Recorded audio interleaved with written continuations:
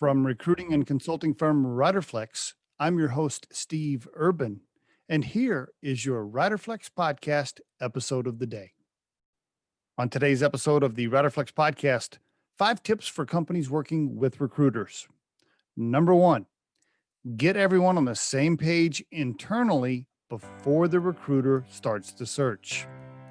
Often, somebody in the organization has decided to use an outside resource to help on the recruiting side. Usually, it's because there's a particular position somebody's having problems filling. Well, the issue comes into play when that person doesn't involve the hiring manager, the hiring manager's boss, human resources, the internal recruiter, or even the president or owner if it's a small enough company. I can't stress enough how critical it is to get all the internal parties on the same page before engaging with or sending a recruiter down a particular path.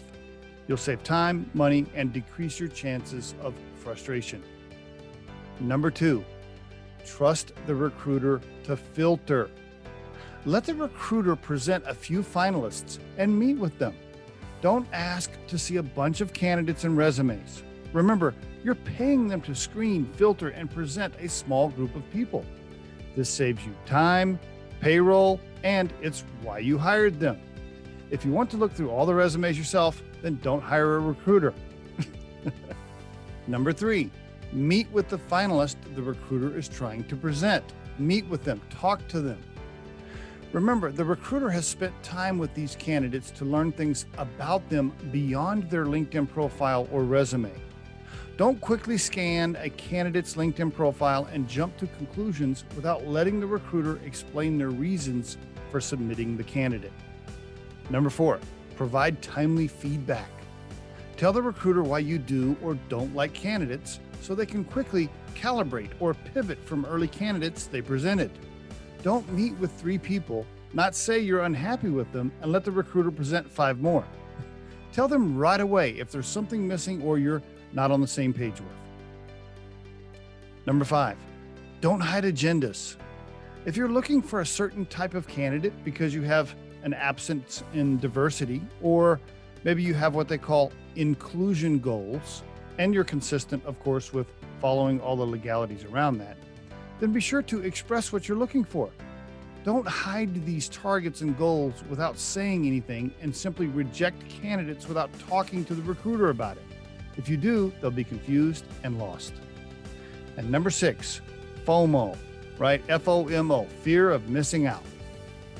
Don't let the fear of missing out on a so-called perfect candidate stop you from making hiring decisions and moving quickly to make offers to good candidates. There's 2 realities here that I want you to take into consideration. A, there are no perfect candidates. I don't care how perfect they look on paper or what the test results tell you. The so-called perfect hire on paper never turns out that way. And if you've hired enough people in your career, you've already proved that to yourself. And B, the search can literally go on forever. Remember that. What I mean is, it can go on indefinitely if you let it. The recruiter can continue to present candidates until the end of time. You have to be the one that says, enough is enough, and we're going with Sally. Make a decision and move on. And there is your Riderflex tip of the day. If you think today's tip or guest interview can help someone you know, please share this with them.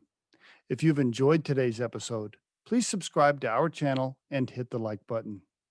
The Riderflex podcast features entrepreneurs, business executives, and the stories behind how they got there, as well as daily tips on career advice and job interviewing. You can visit riderflex.com to learn more about us and get information and pricing on the recruiting and consulting services we provide. Thanks so much for listening and have a great day.